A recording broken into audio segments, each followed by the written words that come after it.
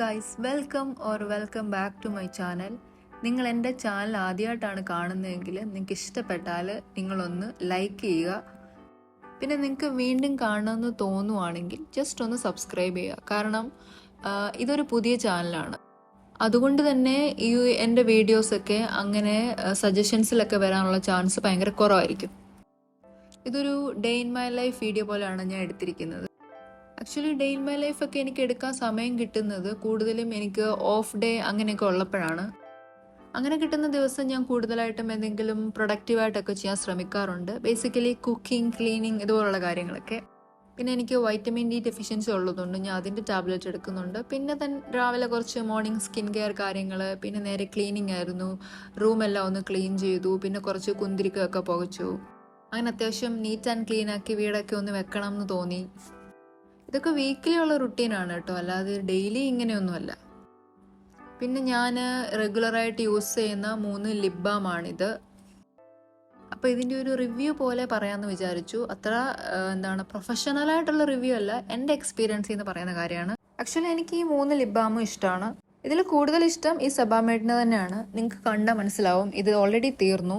അതിനർത്ഥം ഞാൻ ഏറ്റവും കൂടുതൽ യൂസ് ചെയ്യുന്നത് ഇതാണ്. കാരണം ഇതിനൊരു സ്റ്റെയിൻ അങ്ങനെ ഇല്ല. ഇതൊരു ചെറിയ ഷെയ്ഡിൽ വരുന്നതാണെങ്കിലും ഇതിനത്രയും ആ ഒരു ഷെയ്ഡ് നമ്മുടെ ലിപ്സിൽ കിട്ടാറില്ല. പിന്നെ ഈ ഒരു സാധനം എന്ന് പറയുന്നത് എനിക്ക് പുറത്ത് പോകാൻ ഉപയോഗിക്കാൻ പറ്റാത്ത ഒരു ലിപ് ബാമാണ്. കാരണം ഇത് ഭയങ്കര സ്റ്റെയിനാണ്. ഇതൊരു ബ്ലാക്ക്ബെറി ഷെയ്ഡാണ് വരുന്നത്. നിങ്ങൾക്ക് ഇതിൽ കാണുന്ന പോലെ തന്നെ അത്യാവശ്യം ഡാർക്ക് ഷെയ്ഡിലാണ് ഇത് വരുന്നത്. സോ ഞാൻ മോസ്റ്റ്ലി ഇത് യൂസ് ചെയ്യുന്നത് വീട്ടിലിരിക്കുമ്പോൾ അല്ലെങ്കിൽ നൈറ്റ് കിടക്കുന്ന സമയത്തൊക്കെയാണ് ഞാൻ കൂടുതൽ ഇത് യൂസ് ചെയ്യുന്നത്. കാരണം ഞാനിത് പുറത്ത് പോകാൻ വേണ്ടി ആദ്യം ഞാൻ യൂഷ്വലി എപ്പോഴും ലിപ് ബാം ഇട്ടിട്ടാണ് ലിപ്സ്റ്റിക് ഇടാറ്. സോ ഇതിട്ട് കഴിഞ്ഞാൽ എൻ്റെ ലിപ്സ്റ്റിക്കിൻ്റെ ഷെയ്ഡുമായിട്ട് അത്ര അങ്ങോട്ട് സെറ്റ് ആവാറില്ല. പിന്നെ ഇത് ഡോട്ട് ആൻഡ് കീയുടെ നിങ്ങൾക്ക് എല്ലാവർക്കും അറിയാവുന്ന ഗ്ലോസ് ബോസ് എന്ന് പറയുന്ന ഒരു ഒരു ലിപ് ബാം പോലെ തന്നെ യൂസ് ചെയ്യുന്നൊരു സാധനമാണ്. ഇത് ഞാൻ പുറത്ത് യൂസ് ചെയ്യാറില്ല. ഇതിനും ഭയങ്കര ഒരു കളറ് കൂടുതലാണ്. സോ ഞാൻ ഇതും വീട്ടിലിരിക്കുമ്പോൾ അല്ലെങ്കിൽ നൈറ്റ് കിടക്കുമ്പോഴൊക്കെയാണ് കൂടുതൽ യൂസ് ചെയ്യുന്നത്. ഇതും പിന്നെ നമുക്കിത് അത്യാവശ്യം എന്ന് വെച്ച് കഴിഞ്ഞാൽ രാവിലെ എണീക്കുമ്പോൾ നമ്മുടെ ലിപ്പൊക്കെ അത്യാവശ്യം നല്ല സോഫ്റ്റ് ആയിട്ട് പ്ലംബി ആയിട്ടൊക്കെ ഇരിക്കും. പിന്നെ ഡെയിലി ഏതെങ്കിലും ഒരു ലിപ് ബാമൊക്കെ നമ്മൾ എപ്പോഴും അപ്ലൈ ചെയ്യുന്നത് നല്ലതാണ്. പ്രത്യേകിച്ച് നമ്മുടെ ലിപ്സ് ഒന്നും ഡ്രൈ ആവാതിരിക്കും. എനിക്ക് 3ഉം ഓക്കെയാണ്. ഇത് 3ഉം എനിക്ക് ഓക്കെയാണ്. ബട്ട് ഇതിൻ്റെ ഒരു സ്റ്റെയിൻ വരുന്നത് കാരണം ഞാൻ എൻ്റെ ഒരു കൺവീനിയൻസിനനുസരിച്ചാണ് ഇത് യൂസ് ചെയ്യുന്നത്. പുറത്ത് പോകുമ്പോൾ, വീട്ടിലിരിക്കുമ്പോൾ അങ്ങനെയൊക്കെ. അങ്ങനെ വെറുതെ വീട്ടിലിരുന്നപ്പോൾ ഞാൻ വിചാരിച്ചു എന്നാൽ പിന്നെ ഒരു നാരങ്ങ വെള്ളം, അതായത് ഒരു ലെമൺ ജ്യൂസ്, കുറച്ചും കൂടി മോഡേൺ ആയിട്ട് പറയുകയാണെങ്കിൽ ഒരു ലെമൺ ജ്യൂസ് കുടിക്കാമെന്നും. ഇതിൻ്റെ ആൾ ശരിക്കും പറഞ്ഞാൽ എൻ്റെ ഹസ്ബൻഡാണ്. ഞാനങ്ങനെ ലെമൺ ജ്യൂസ് കുടിക്കാറില്ല. കാരണം വേറൊന്നുമല്ല, ഇപ്പോൾ ചില സമയത്ത് ഞാൻ ഷുഗർ കട്ടായിരിക്കും. ആ സമയത്ത് എനിക്ക് ലെമൺ ജ്യൂസ് എന്ന് പറയുമ്പോൾ എനിക്ക് മധുരം ഇല്ലാതെ അത് കുടിക്കാൻ പറ്റത്തില്ല. സോ അത് കാരണം ഞാൻ മിക്കവാറും ഒഴിവാക്കാറുണ്ട്.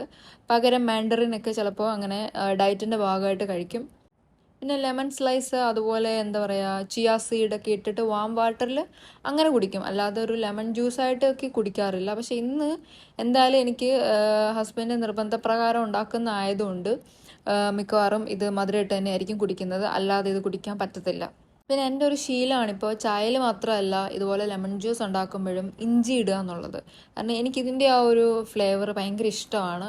പക്ഷേ ഞാൻ ഇവിടെ ചെയ്യുന്നതും വലിയ മണ്ടത്തരമാണ്. ഇതെൻ്റെ ഹസ്ബൻഡിൻ്റെ ആ ഒരു റിക്വസ്റ്റ് പ്രകാരം ഞാൻ ചെയ്തതാണ്. കാരണം അങ്ങനെ ഇഞ്ചി നമുക്ക് ചതഞ്ഞ് കിട്ടത്തില്ലല്ലോ അങ്ങനെ ആ ഒരു ഇതിൽ നമ്മൾ ചെയ്യുമ്പോൾ. ഡയറ്റായിട്ട് ഞാൻ ഷുഗർ വാരി ഇടുവാണ്. കാരണം നമ്മൾ നാരങ്ങ വെള്ളത്തിൽ എത്ര ഷുഗർ ഇട്ടാലും ആ ഒരു ഇത് കിട്ടത്തില്ല. പിന്നെ ഇവിടെ ഞാൻ കുറച്ച് ഉപ്പ് കൂടി ഇട്ടിട്ടുണ്ട്. പിന്നെ സോഡ ആഡ് ചെയ്യണം, അത് മസ്റ്റാണ്. കാരണം പുള്ളിക്ക് സോഡ ഇല്ലാതെ ഒരു ലെമൺ ജ്യൂസ് സങ്കല്പിക്കാൻ പറ്റത്തില്ല. ഇവിടെ മിക്കവാറും ഫ്രിഡ്ജിൽ സോഡ സ്റ്റോക്ക് ആയിരിക്കും. കാരണം പുള്ളി എപ്പോൾ പോയാലും സോഡ വാങ്ങി വെക്കാറുണ്ട്. അത് പ്രത്യേകിച്ചും പുള്ളിക്ക് ഇങ്ങനെ നാരങ്ങകൾ ഇടയ്ക്ക് ഇങ്ങനെ ഉണ്ടാക്കി കുടിക്കാൻ വേണ്ടിയിട്ടാണ്. അങ്ങനെ ഒരു പ്രത്യേകതരം ഹാബിറ്റ് ഉണ്ട്. എൻ്റെ ഒരു കസിന് ഇതുപോലെ തന്നെയാണ്. അവന് ഇതുപോലെ തന്നെ ഇടയ്ക്കിടയ്ക്ക് ഇങ്ങനെ ലെമൺ ജ്യൂസ് കുടിച്ചുകൊണ്ടിരിക്കണം. പണ്ടൊക്കെ ഞാനും കുടിക്കുമായിരുന്നു. പക്ഷേ ഈ ഷുഗർ കട്ട് കാര്യങ്ങളൊക്കെ വന്നതുകൊണ്ടാണ് ഞാൻ ഇതൊക്കെ ഒഴിവാക്കിയത്. ഇപ്പം നിങ്ങൾ കണ്ട പോലെ ഈ ജിഞ്ചർ പ്രത്യേകിച്ച് ഇട്ടതിൻ്റേതായിട്ടുള്ള യാതൊരു ഗുണമില്ലാത്ത പോലെയാണ് ഇതിനകത്ത് കിടക്കുന്നത്. കാരണം ഞാൻ ചതച്ചിടാമെന്നാണ് ഓർത്തത്. പുള്ളി പറഞ്ഞു വേണ്ട, ഇങ്ങനെ ഇട്ടാൽ മതി, പുള്ളിക്ക് അധികം ഫ്ലേവർ വേണ്ട എന്നുള്ളതുകൊണ്ട്. ഇതൊക്കെ ശരിക്കും പണ്ട് സ്കൂൾ വിട്ട് വരുമ്പോൾ അല്ലെങ്കിൽ എവിടെയെങ്കിലുമൊക്കെ പുറത്ത് പോകുമ്പം അന്ന് പുറത്തുനിന്ന് ഫുഡ് കഴിക്കത്തില്ലല്ലോ. പുറത്തുനിന്ന് മാക്സിമം പോയാൽ ഇതുപോലെ ഒരു ലെമൺ ജ്യൂസ് കാര്യങ്ങളൊക്കെ ആണല്ലോ. അപ്പം ഇപ്പോൾ കുടിച്ചപ്പോൾ എനിക്ക് പെട്ടെന്ന് അതാണ് ഓർമ്മ വന്നത്. പിന്നെ ഞാൻ ലൈറ്റായിട്ട് ഒരു ചിക്കൻ ബിരിയാണി ഉണ്ടാക്കാമെന്ന് വിചാരിച്ചു. കുറേ നാളായി ഞാൻ ചിക്കൻ ബിരിയാണി ഉണ്ടാക്കിയിട്ട്. പറയുകയാണെങ്കിൽ ഒരു മാസമല്ല, ഒരു 2-3 മാസമായി ഞാനൊരു മര്യാദയ്ക്കൊരു ചിക്കൻ ബിരിയാണി ഉണ്ടാക്കിയിട്ട്. കാരണം മിക്കവാറും ഈ കഴിഞ്ഞ കുറേ മാസങ്ങളായിട്ട് ബിരിയാണി കഴിക്കണം തോന്നുമ്പോൾ പുറത്തുനിന്ന് വാങ്ങി കഴിക്കുക, അല്ലെങ്കിൽ പുറത്ത് പോയി കഴിക്കുക, ആ ഒരു സെറ്റപ്പായിരുന്നു. എന്നാൽ എനിക്കൊന്നിനും അങ്ങനെ സമയം കിട്ടുന്നുണ്ടായിരുന്നില്ല. ആൻഡ് ഇപ്പോൾ വീട്ടിലുണ്ടാക്കുന്നതാണെങ്കിലും കുറച്ച് നാടൻ ഫുഡൊക്കെയാണ് കൂടുതലായിട്ട് ഞാൻ വീട്ടിലുണ്ടാക്കാൻ ട്രൈ ചെയ്തുകൊണ്ടിരുന്നത്. പിന്നെ ബിരിയാണിയൊക്കെ നമുക്ക് പുറത്തുനിന്നാണെങ്കിലും കഴിക്കാൻ ഓപ്ഷൻ ഉള്ളതുകൊണ്ട് ഞാൻ അത്രയും സമയം മെനക്കെടാനും നിന്നില്ല.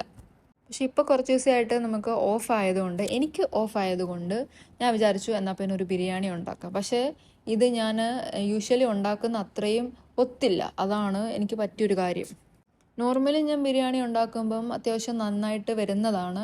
പക്ഷെ ഇപ്രാവശ്യം അതത്ര അങ്ങോട്ട് സെറ്റായില്ല. കുറേ നാൾ കൂടി ഇരുന്ന് ഉണ്ടാക്കിയതുകൊണ്ടായിരിക്കും.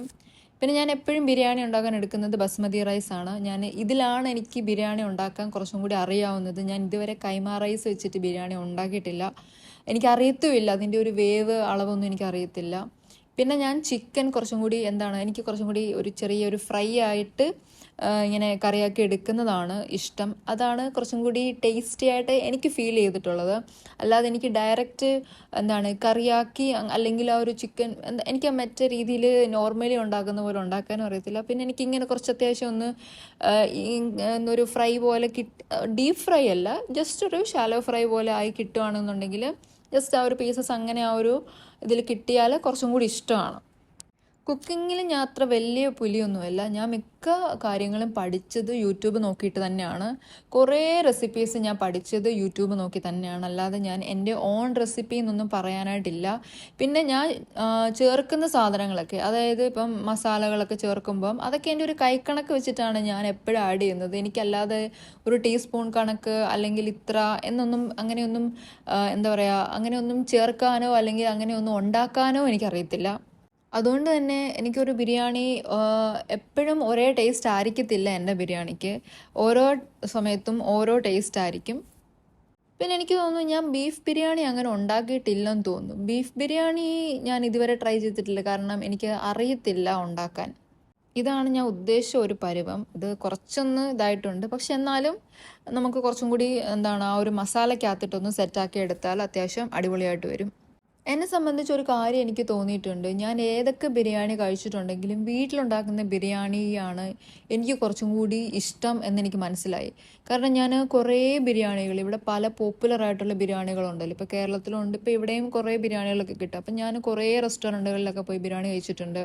അപ്പോൾ എനിക്ക് ഒരുപാട് ഇഷ്ടപ്പെട്ടിട്ടുള്ളത് എപ്പോഴും ഞാൻ ഉണ്ടാക്കുന്ന ബിരിയാണിയാണ് എനിക്കൊരു കംപ്ലീറ്റ് സാറ്റിസ്ഫാക്ഷൻ തന്നിട്ടുള്ളത്. എന്ന് വെച്ചാൽ അത് അടിപൊളിയാണെന്ന് ചോദിച്ചാൽ എല്ലാവർക്കും അങ്ങനെ എൻ്റെ ബിരിയാണി ഇഷ്ടപ്പെടണമെന്നില്ല. ചിലപ്പോൾ പലരുടെയും പ്രിഫറൻസ് ഡിഫറെൻ്റ് ആണ്. പക്ഷേ എന്നെ സംബന്ധിച്ച് എനിക്ക് അറിഞ്ഞുകൂടാ. ഞാൻ ഏറ്റവും കൂടുതൽ എനിക്ക് ഒരുപാട് ബേസിക്കലി ബിരിയാണി ഇഷ്ടമാണ്. അപ്പം ഞാൻ ഉണ്ടാക്കുന്ന ബിരിയാണിയാണ് എനിക്ക് കൂടുതൽ ഇഷ്ടം. അതെന്താണെന്ന് ചോദിച്ചാൽ എനിക്കറിയത്തില്ല. പക്ഷെ ഞാൻ ഉണ്ടാക്കുമ്പോൾ പല സമയത്ത് പല രീതിയിലാണ് ഉണ്ടാക്കുന്നത്. ബട്ട് സ്റ്റിൽ ഇപ്പം പ്രത്യേകിച്ചും ഞാൻ ഇന്ന് ബിരിയാണി ഉണ്ടാക്കി, പക്ഷെ അത് നാളെ ഞാൻ കഴിക്കുമ്പോൾ ആയിരിക്കും നല്ല ടേസ്റ്റ്. അതെല്ലാ ഫുഡിനും അങ്ങനെ ആണോ എന്ന് അറിയില്ല. ബട്ട് എൻ്റെ ബിരിയാണിക്ക് അങ്ങനെ ഒരു പ്രത്യേകത ഉണ്ട്. പിന്നെ ഞാൻ വേറൊരു കാര്യം ശ്രദ്ധിച്ചത്, ബിരിയാണി ഉണ്ടാക്കുമ്പോൾ ഞാൻ മിക്കവാറും ഈ ഒനിയൻ ഫ്രൈ ചെയ്തിടാൻ മറന്നു പോകും. ഈവൻ ഫ്രൈ ചെയ്ത് വെച്ചാലും അത് അവസാനം ഇടാനും മറന്നു പോകും. അങ്ങനെ കുറേ സംഭവങ്ങൾ ഉണ്ടായിട്ടുണ്ട്. ഇപ്രാവശ്യവും ഞാൻ ലാസ്റ്റാണ് ഒനിയൻ ഫ്രൈ ചെയ്തെടുത്തത്. അതുപോലെ തന്നെ അത് ഇടാനും മറന്നു പോയിട്ടുള്ളൊരു കേസ് ഉണ്ടായിട്ടുണ്ട്. പിന്നെ ഞാൻ റൈസ് ഇങ്ങനെ കുക്കറിലാണ് ഉണ്ടാക്കുന്നത്. കാരണം എനിക്കല്ലാതെ വെള്ളം വറ്റിച്ചെടുക്കുന്ന ഒരു അളവൊന്നും അറിയത്തില്ല. അപ്പം നമ്മൾ ഇപ്പോൾ 1 ഗ്ലാസ് അരി എടുത്തെങ്കിൽ 1.5 ഗ്ലാസ്, അല്ലെങ്കിൽ ആ ഒരു അരിക്ക് കുറച്ച് മുകളിലായിട്ട് നിൽക്കുന്ന തരത്തിൽ വെള്ളം എടുത്തിട്ട് അങ്ങനെ ഒറ്റ വിസിലാണ് ഞാൻ എപ്പോഴും റൈസ് കുക്ക് ചെയ്യുന്നത്.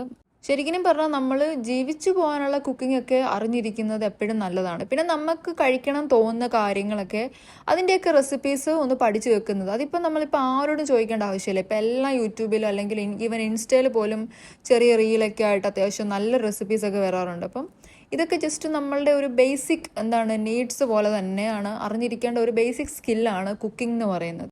പണ്ട് കല്യാണത്തിന് മുമ്പൊന്നും കുക്കിംഗ് എന്ന് പറഞ്ഞാൽ എനിക്കൊട്ടും ഇഷ്ടമുള്ളൊരു കാര്യമല്ല. എനിക്ക് എന്തെങ്കിലും അടുക്കളയിൽ ചെയ്യാൻ വേണ്ടിയിട്ട് വിളിച്ചു കഴിഞ്ഞാൽ പോലും എനിക്ക് ഭയങ്കര മടിയാണ്.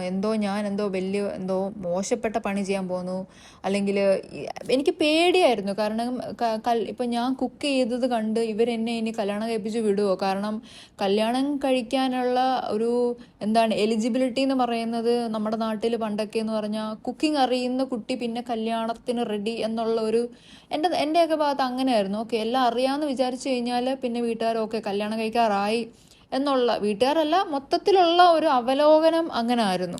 അത് കാരണം എനിക്ക് പേടിയായിരുന്നു എന്തെങ്കിലുമൊക്കെ കുക്കിംഗ് പഠിക്കാനോ അല്ലെങ്കിൽ ഒരു ഇൻട്രസ്റ്റ് കാണിക്കാനോ ഒക്കെ. എൻ്റെ കുറേ കാര്യങ്ങൾ, എനിക്ക് ഇൻട്രസ്റ്റ് ഉള്ള കുറേ കാര്യങ്ങൾ ഹൈഡ് ചെയ്ത് വെച്ചിട്ട് ഞാൻ ജീവിച്ചിട്ടുണ്ടെന്ന് എനിക്കിപ്പോൾ തോന്നുന്നു. അതിലൊന്നാണ് കുക്കിംഗ്. പിന്നെ ഞാൻ കോവിഡിൻ്റെ സമയത്താണ് കുറച്ചും കൂടെയൊക്കെ കുക്കിംഗ് പഠിച്ചു തുടങ്ങിയത്. ലൈക്ക് അതും ഈ പറഞ്ഞ പോലെ തന്നെ യൂട്യൂബിൽ നോക്കിയിട്ട് ഓരോ വീഡിയോസൊക്കെ കണ്ട് മന്തിയൊക്കെ ഉണ്ടാക്കാനൊക്കെ പഠിച്ചു. അങ്ങനെ കുറേ കാര്യങ്ങൾ, ബട്ടർ ചിക്കൻ, അങ്ങനെ കുറേ റെസിപ്പീസൊക്കെ ആ സമയത്താണ് ഞാൻ നോക്കി ഉണ്ടാക്കി പഠിച്ചത്. അങ്ങനെ എൻ്റെ ബിരിയാണി ഏകദേശം ആയിട്ടുണ്ട്. ഇത്രേ ഉള്ളൂ, സിമ്പിളാണ്. നമുക്ക് ആരെയും ഡിപ്പെൻഡ് ചെയ്യേണ്ട ആവശ്യമൊന്നുമില്ല. അതുപോലെ തന്നെ നമുക്കിപ്പോൾ കഴിക്കണമെന്ന് ആഗ്രഹം ഉണ്ടെങ്കിൽ നമുക്ക് വീട്ടിൽ തന്നെ ഉണ്ടാക്കിയെടുക്കാവുന്നതേ ഉള്ളൂ. ഇത് പിന്നെ നമ്മളുണ്ടാക്കുമ്പോൾ നമുക്കൊരു സാറ്റിസ്ഫാക്ഷനാണ്. അതുപോലെ അറ്റ് ദ സെയിം ടൈം ഇത് നമ്മളുണ്ടാക്കുമ്പോൾ നമുക്ക് വേണ്ടി ഉണ്ടാക്കുന്നത് കൊണ്ട് കുറച്ചും കൂടിയൊക്കെ നമ്മൾ വളരെ നല്ല രീതിയിലൊക്കെ ഉണ്ടാക്കും. എന്ന് വെച്ചാൽ മറ്റുള്ളവർക്ക് മോശം ഉണ്ടാക്കി കൊടുക്കും എന്നല്ല, എന്ന് വെച്ച് കഴിഞ്ഞാൽ നമ്മുടെ വീട്ടിലുണ്ടാക്കുമ്പോൾ നമുക്കറിയാമല്ലോ എന്തൊക്കെ ഇൻഗ്രീഡിയൻസ് ആഡ് ചെയ്തിട്ടുണ്ട്, ഏത് ഓയിലാണ് നമ്മൾ യൂസ് ചെയ്യുന്നത്, ഏത് അളവിലാണ് നമ്മൾ സാധനങ്ങളൊക്കെ ഉപയോഗിക്കുന്നത്, ആ ഒരു കാര്യങ്ങളെ പറ്റിയാണ് ഞാൻ പറഞ്ഞത്. പിന്നെ ബിരിയാണി ഉണ്ടാക്കുന്നതിൻ്റെ ഈ ഒരു പാർട്ടാണ് എനിക്ക് കൂടുതൽ ഇഷ്ടം. കാരണം ഇങ്ങനെ ഗാർണിഷ് ചെയ്യുന്നത് എനിക്ക് ഒരുപാട് ഇഷ്ടമുള്ളൊരു കാര്യമാണ്. പിന്നെ ഓരോ ബിരിയാണിക്കും ഓരോ ടേസ്റ്റാണ്. ഓരോ നാട്ടിലെ ബിരിയാണിക്കും ഓരോ ടേസ്റ്റാണ്. അതിൻ്റെ ഫ്ലേവർ വേറെയാണ്, സ്മെല്ല് എല്ലാം ഭയങ്കര ഡിഫറെൻ്റാണ്. അപ്പോൾ ഇന്ന ബിരിയാണിയാണ് ദ ബെസ്റ്റ് എന്ന് എനിക്ക് ഒരിക്കലും പറയാൻ പറ്റില്ല. ആ നാട്ടിലെ ബെസ്റ്റ് ചിലപ്പോൾ ആ ബിരിയാണി ആയിരിക്കും. പക്ഷേ ലോകത്തിൽ ഏറ്റവും ബെസ്റ്റ് ഈ ബിരിയാണിയാണോ എന്ന് ചോദിച്ചാൽ അങ്ങനെ ഒരു ബിരിയാണി ഉള്ളതായിട്ട് എനിക്ക് തോന്നിയിട്ടില്ല. ഏത് നാട്ടിലാണ്, അപ്പോൾ ഓരോ നാട്ടുകാർക്കും അവരുടെ ബിരിയാണി ആയിരിക്കുമല്ലോ ദ ബെസ്റ്റ്. അപ്പം എന്നെ സംബന്ധിച്ച് ഞാൻ ഉണ്ടാക്കുന്ന ബിരിയാണിയാണ് ദ ബെസ്റ്റ് എന്ന് പറഞ്ഞ പോലെ. പിന്നെ ഇത് ഉണ്ടാക്കി കഴിഞ്ഞപ്പോൾ എനിക്ക് നന്നായിട്ട് വിശന്നു. കാരണം കുറേ സമയം എടുത്തു. അത് മാത്രമല്ല ഇപ്പോൾ ഏകദേശം രാത്രി ഒരു 12:30 ആയിട്ടുണ്ട്. ഞാനിത് ഉണ്ടാക്കാൻ തുടങ്ങിയത് ഒരു 9 മണിക്കൊക്കെയാണ്. അപ്പോൾ എനിക്ക് നന്നായിട്ട് വിശന്നു. പിന്നെ എനിക്കതുകൊണ്ട് കൂടുതലൊന്നും വെയിറ്റ് ചെയ്യാനൊന്നുമുള്ള ക്ഷമയില്ലായിരുന്നു. ഇതൊക്കെ ഭയങ്കര ധൃതി പിടിച്ച് ഞാൻ ഷൂട്ട് ചെയ്തതാണ്. അപ്പോൾ അത്രേ ഉള്ളൂ. പിന്നെ വീഡിയോ ഇഷ്ടപ്പെട്ടാൽ ആസ് യൂഷ്വൽ ഞാൻ പറയുന്ന പോലെ ജസ്റ്റ് ലൈക്ക് ആൻഡ് സബ്സ്ക്രൈബ്. അപ്പോൾ വേറൊരു വീഡിയോ ആയിട്ട് വരുന്നവരേക്കും ബൈ.